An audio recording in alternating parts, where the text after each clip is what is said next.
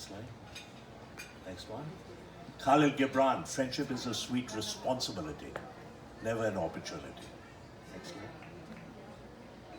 Now there's an amazing study, it's called the Harvard Grant Study.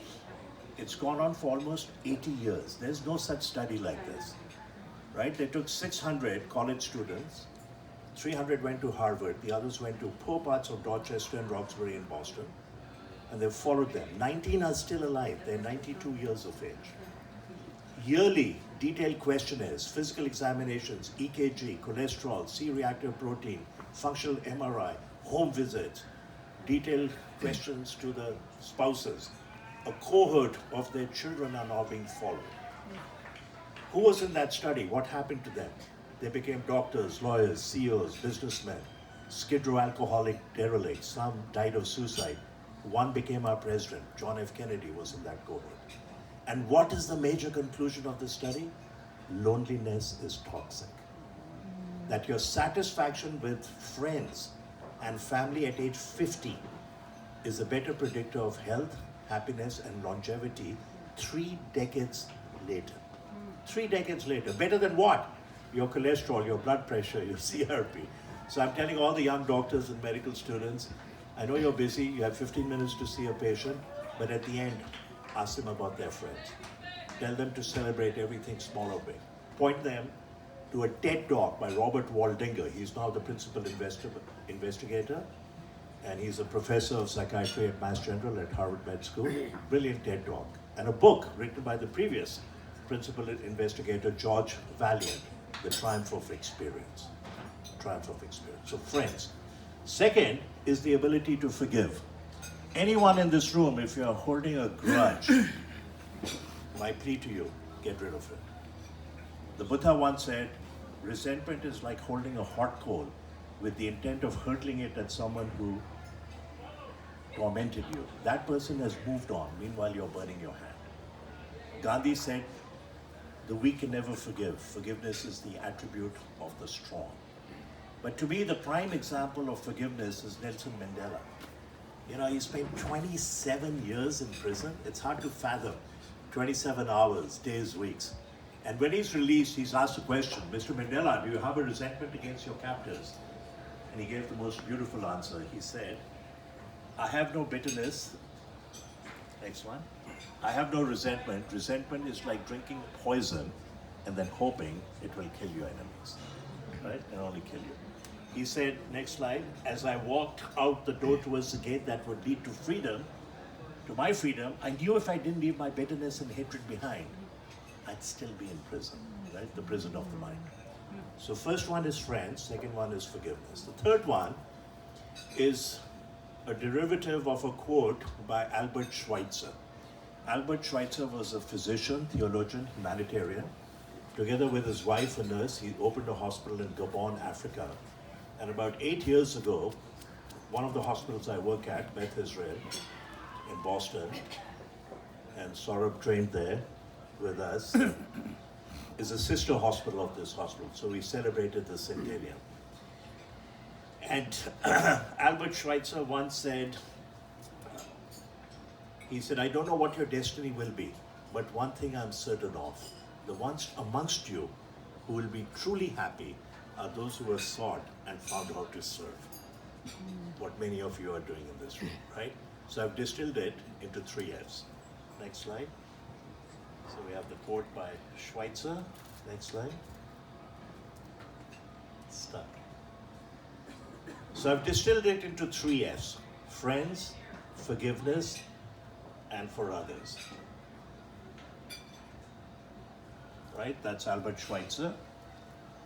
Albert Schweitzer also used to believe that reverence for truth trumps everything. And one day he's a prisoner of war and he's going on a train, on a bridge, there's a river, and he looks through his window and there are hippopotami frolicking in the water, including a baby hippopotamus. And suddenly this German phrase comes across his head. And translated, it's not reverence for truth, but reverence for life. The awe we have for life. And that you and I have to have that same degree of awe If I give you a newborn baby to hold, you cannot but want to protect it. But we have to have that same awe, respect, and love for a disfigured leper, for a person with end-stage HIV/AIDS. That was Schweitzer's legacy to the world. So next slide. So 3S, friends, forgiveness for others, but there's a fourth one and it begins with G. Now what is it? You know it. Gratitude, right? It's not God, it's gratitude, right? And they're well-known atheists who are doing God's work. So it's gratitude. Gratitude, the word is derived from the word root, Latin root gratia, meaning grace, graciousness. It's a highly prized tenet in all the major religions. I'm defining gratitude as the experience of something positive gain, but coupled with the realization that somebody else was responsible for that gain. I'm grateful to be in your midst, to be inspired by all of you, to get this lovely invitation by Pankaj and the team. And I strongly believe that gratitude and compassion can be cultivated. One of the easiest ways is meditation. It comes automatically. If you meditate, you'll become much more grateful for all the bounties in your life. You're also much more compassionate. In the Talmud, it says compassion is the highest form of wisdom. Compassion is a verb. We have countless opportunities every day to be kind. The Dalai Lama once said, be kind whenever possible. It is always possible. He said, if you want others to be happy, practice compassion. If you want to be happy, practice compassion. Next slide. Now this is an amazing study. This is called the Catholic Nun Study. So in the 1930s, 180 nuns joined Notre Dame Convent. And the Mother Superior said to all of them, on one piece of paper, write down a little bit about who you are, what you're looking forward to. And the researchers could authenticate the handwritings 60, 70 years later. And they took what they said and categorized them into low versus high gratitude. I think the first one is somewhat neutral, but look at the second one, the words happy. Now I look forward with eager joy to receive the holy habit of Our Lady and to live a life of union with love divine. So they're all 23, they're all single, they live in the same convent, they eat the same food, nobody to our knowledge drinks alcohol or smokes cigarettes. And what happened? On average, the nuns, next slide, that expressed high gratitude lived 10 years longer. We had a pill that would make you live 2 years and 2 months longer, be $1 trillion, quadrillion dollar pill. And this has been authenticated in other studies, but this was an amazing cohort that could be followed for 80 years. Next slide. This is a game that was taught to me by my then 7-year-old granddaughter. She's now 12. Her name is Mira. They live in New York. And this is something you can do with your kids and grandkids, nieces and nephews. It takes 1 minute to do. So we were sitting down for dinner and we're about to have dinner. She says, Nana, before we have dinner, we're going to play a quick game. I said, Mira, what's it called? She says, Thorns, Buds and Roses. I said, I don't understand. She said, I'll explain. She said, my thorn for today is my cousin was coming for a play date, but her father got busy and she couldn't come. Thorn. My bud is she's coming tomorrow, right? It's going to blossom tomorrow. And my roses are, you took us this morning for breakfast, then you took me to Barnes & Nobles, you got me 3 books, and Nana, after dinner, you're going to tell us some amazing stories. You're a pretty good storyteller, right? So it finished with roses, which is positive.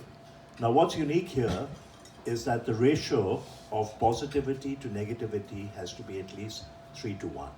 Next slide. This is called the Lusada ratio. Next slide. After Marcel Lusada, next one, who was an economist. And what he showed was that negativity is very heavily weighted. If I say something negative to Naveen, I now have to say 3 positive things simply to neutralize it. When I'm told if I say something negative to my wife, Amita, I have to say 6 positive things to neutralize it. If you're lucky. If I'm lucky. If she lets me, right? So this ratio is shown, that's good, next slide. Schematically here, if it's 1:1, it's danger zone. 3 to 6, you flourish. Doesn't matter if you're college students, nursing home residents, business teams, managers, leaders. Now, interestingly, the danger is also 11. 11 positive to negative. And I can only hypothesize. These are people who are manic. They haven't been diagnosed and treated yet. That's why they're in the danger zone. Next slide. So, ancient reflections, emerging science. Cicero, gratitude is not only the greatest of virtues, but the parent of all others. G.K. Chesterton, I would maintain that thanks are the highest form of thought. Gratitude is happiness doubled by wonder. But my favorite is Goethe, who once said, to speak gratitude is courteous and pleasant, to enact it is generous and noble, but to live it is to touch heaven. Now, one of the easiest ways for us to be happy is to start a gratitude journal. Every Sunday, as you're reflecting on the week ahead of you, look back on the preceding 7 days and write down what you're grateful for. Next slide. There is a happiness formula. This is based on the study of monozygotic twins and compared to non-identical twins. And what it says is that 50% of our happiness is genetic. It's a set point. Only 10%, this is pretty astounding, live in conditions. As long as you have a roof and running water, whether you live in a huge mansion in Beverly Hills or the slums of Calcutta or the shanty towns of Joburg. And 40% is voluntary action. What you can do to make others happy. Mentoring, nurturing, non-profit foundations, things of that sort. But even this 50% is fluid and dynamic, right? Next slide. So we know that exercise is as good as any of the antidepressants in teaching depression if you can motivate your patient. No side effects. Behavioral cognitive therapy, meditation, but most importantly, gratitude. So Robert Emmons is considered the father of modern positive psychology, written a simple paperback, Thanks. He talks about his research, randomized study. People told to jot down 3 or 4 things randomly that they did that day. The other group, 3 or 4 things they're grateful for.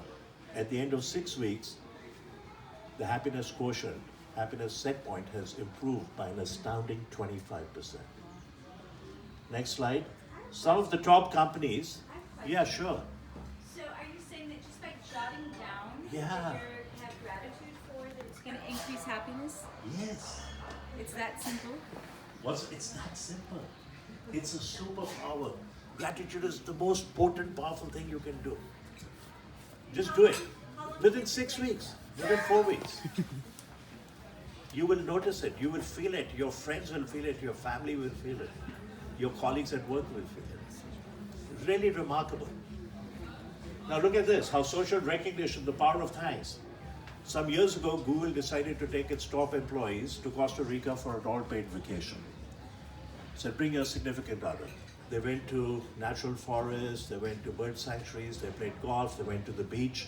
It cost Google $18,000 per person. Previous years, they'd given them a bonus of $50,000 to $100,000. They were asked, which one would you prefer in future years? And the overwhelming majority said, what we just did in Costa Rica. They forged new friendships. They met people they'd met only by email. They had a great time in Costa Rica. By the way, it's the only country in the world that doesn't have a military. Oscar Arias, and Wright and Ruler, Nobel laureate, he said, no one's going to attack us. We're not attacking anyone. We're going to invest in ecology and forests and tourism and coffee and so on. Next slide. Viktor Frankl, Holocaust survivor. If you have not read his book, I urge you to read it. If you read it, I urge you to read it again. I read it every year. Man's Search for Meaning. He wrote that book in 9 days. Pretty amazing, 9 days. He once said, happiness cannot be pursued, it must ensue as the unintended side effect of dedication to a cause greater than yourself. Beautiful saying. Next slide. Albert Schweitzer, success is not the key to happiness. Happiness is the key to success. Next slide. Thich Nhat Hanh was a keynote speaker for us at a Harvard Medical School CME course. Vietnamese monk. He's now on his last legs. He's dying. He's in his late 80s. When Martin Luther King Jr. met him decades ago, he was so impressed, he nominated him for the Nobel Peace Prize. He has the most beautiful, simple sayings. And he once said, there is no way to happiness. Happiness is the way. Next slide. But this is one of my favorites. John Lennon, the Beatle, goes to school, and the teacher gives the kids an assignment. Write on what you want to be when you grow up. He writes, happy, and he hands it to the teacher. Next slide. And the teacher says, John, you did not understand the assignment. And he replies, and you don't understand life. 5 years of age. His mother, every night when she tucked him into bed, said, John, when you grow up, I want you to be happy. He remembered that. Children are the modern day philosophers. Next slide. Look at this. I gave a talk in Worcester at Assumption College. I share my slides with everyone. By the way, you can use my slides. You don't have to give me attribution. You can modify them. I call it copy left.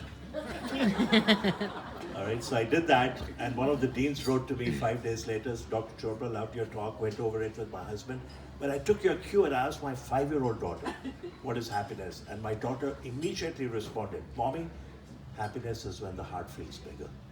Wow, what a definition. This is a 3-year-old, he's actually turning 3 in 2 months. He's the son of the surgical program director at the BI. And we met for coffee. I gave surgical grand rounds on this topic. He said, you know, Sanjeev, I asked my son, what makes you happy? He said, Daddy, I'm most happy when I'm sharing my toys with my friends. The kids get it. Next slide. This is what some of my friends and colleagues have said. But you can see it's what we've talked about, gratitude, breaking bread with friends, being kind to others, being in the moment, right? Being content with what you have, putting a smile on a stranger's face. This is a friend who, together with her husband and Mark Anthony, the Latin American singer, has started a foundation called Maestro Cares and now built 13 orphanages around the world. So I decided a few years ago, you know, Siri knows the answer to every question. I said, Siri, what is the secret to happiness? And the answer came back, it is unequivocally chocolate. And then I happened to be at Mayo Clinic as a visiting prof. So early in the morning, I get my coffee, and I'm wearing my suit and tie. And as I come out, there's a coffee shop right next to the Starbucks, but it's closed. It's 6:30 in the morning, but there's a sign there. Next slide. It says, money can't buy happiness, but it can buy chocolate, which is kind of like happiness. Next slide. These are amongst the happiest countries. What's unique to Denmark, next slide, is that they work 30 to 40 hours a week. They have universal health care, education. A lot of them live in communes, 7, 8 families living together. So one mother has to cook once a week. I'm told that's a formula for happiness. But also, and the kids think, oh, if there are 6 other families, I have 12 cousins. Some of them have grandparents who regale them with stories. But they also partake in a phenomenon called hygge, which is informal getting together. So if I'm in Naveen's neighborhood, I don't pick up my phone and call him and say, are you home? Can I drop by? I simply ring the doorbell.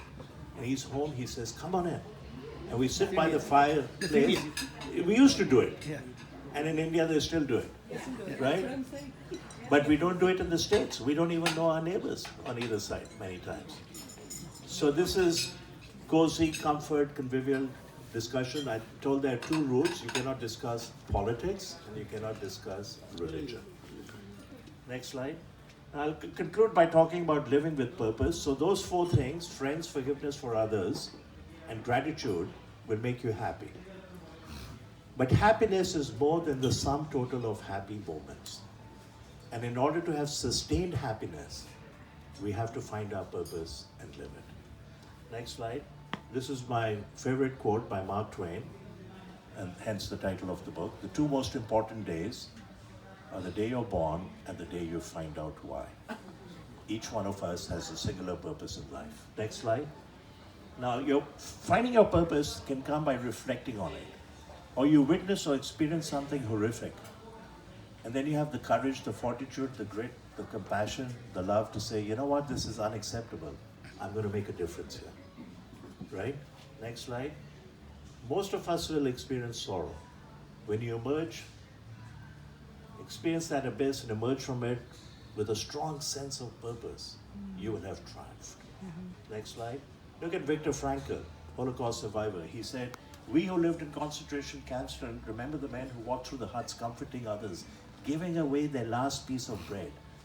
They may have been few in number, but they offer sufficient proof that everything can be taken from man, but the last of the human freedoms, the ability to exercise one's choice. Next slide. The Buddha once said, every life has a measure of sorrow. Sometimes it is this that awakens us. Next slide. This is a guy who inspires me. He's my hero, he's my mentor, I'm happy to call him my friend. I met him at Kellogg in Chicago, Illinois, at a leadership course 10 years ago. He's from the country Columbia. He's a national hero, hence the term Papa Jaime. His name is Jaime Aramillo. He's 69 years of age. 42 years ago, at age 27, he's standing at a street corner, and across the street there's a sewer. And these orphans live in this underground city. There's a 7-year-old beautiful girl looking at him and smiling. And he's saying to himself, I should do something about these kids. As they're having this interchange, a car comes around the corner, stops in the middle of the street, window rolls down, somebody tosses a toy. It's a yellow school bus, Fisher-Price toy. This girl has never possessed a toy. The car recedes. She comes running to the middle of the street, she picks up the toy, she's looking at Jaime Aramillo and smiling. And as they're having this interchange, speeding truck comes around the corner and smashes him into oblivion. So he says to himself, this is my calling in life. I'm going to rescue these kids. He is adopted, house schooled, and fed 52,000 children. Wow. National hero, Papa Jaime. So I said, Papa, how do you pay for it? How many staff do you have? He says, Sanjeev, I have a bakery. I have a staff of 150. We only make cookies. I've convinced all the restaurants in Medellin, Bogota to have a cookie jar next to the cash register. As people are leaving, they grab a cookie. There's a shoebox with a slit. They drop dollar change. I get 50% of my needs. I said, what about the other 50%? He said, I'm a motivational speaker. I speak all over Latin America. I apply my honorarium into the foundation. I said, Papa, come on, that doesn't cut it. He says, you're right. Sanjeev, every time I need money out of the blue, somebody helps me. He said, 3 weeks ago, I needed 41,000 US dollars. I go to 3 banks, they turn me down. So I'm coming back to my office, there's a street woman. She crosses the street, gives him a hug and says, Papa Jaime. He turns to her and says, are you hungry? She says, yeah. He says, come to the office. So she's sitting in the office having coffee and eating cookies. He's on the phone calling 3 other bankers, and she can tell that he's being turned down. So she looks at him, she says, Papa, how much money do you need? He says, Sanjeev, I told her I need 41,000 US dollars. She looked at me, he says, she looked at me, she smiled, and she said, I give it to you. He said, Sanjeev, I said to myself, she's cuckoo. She's a street woman. She opened her purse, she had $60,000. Her son had sent her the money to get off the street. She had to sign a piece of paper. She says, I can move later. You need it, your children need it, take it now. I saved some other money. No questions asked. You can return it if you want, when you want. So that kind of thing happens to me all the time. Next moment, he showed me the photograph of a young lady with 3rd-degree burns, entire left side of her body. One of his new orphans, they told not to leave the orphanage. She went begging. The restaurant owner called the police. It was not the police, it was the death squad that showed up, put her in the gutter and torched her. He rescued her, 17 reconstructive surgeries.